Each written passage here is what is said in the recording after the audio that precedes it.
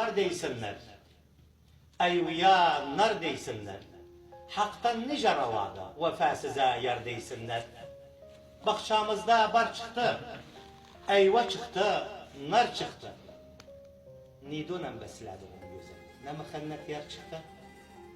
Oyar gözünü, kim görür oyar gözünü. Aslan gücünden düşse, karınçalar oyar gözünü. Bu gözden, doldur içim bu gözden, dünyayı çark eyledim. Hiç görmedim bu gözden. Ne yazım? Al kaleme. Ne yazım?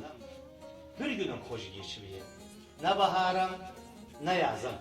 Dağı düze, zülfiye dağı düze. Kalbimde bir hasret var. Çevirir dağı düze.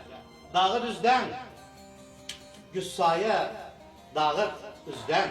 Dağı düzden, güssaya dağı düzden. Kör olsun bu gözler. Araçlamıyor dağı düzden. Yediyse yara seyle. Dön bir kırarda seyle. Sözümü aylamayan çün bir duvara seyle. Gel. Özünü galibin esasında tut.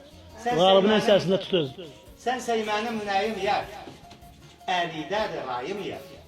Ettiği beni geçti. Hasırırsın sayım yer. Dudağına boyak vurmuş dudağına. Degərsə aklım kalmaz dudağına. Yalla başraf yalla. Bu ses gelen incedir. Sen söyle eğlencedir. Alem yasa 3 gündür, yar ölse ölünce.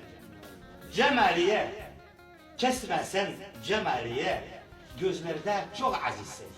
Görsetme cemalini. Yara canım, oluptu yara canım. Gelaydı son nefeste, vereydim yara canım. Allah Allah. Yalla bırak seni ha. Yad elinde, öt bülbül yad elinde. O yurdu verene kalsın, kalırsa yad elinde. Allah Allah Allah. Selam seni. Yarı yara. Sinem oldu yarı yara. Allah'a da hoş gelir. Verseler yarı yara. Suya nar.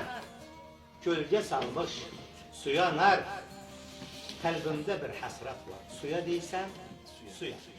Yallah. Görüşürüz.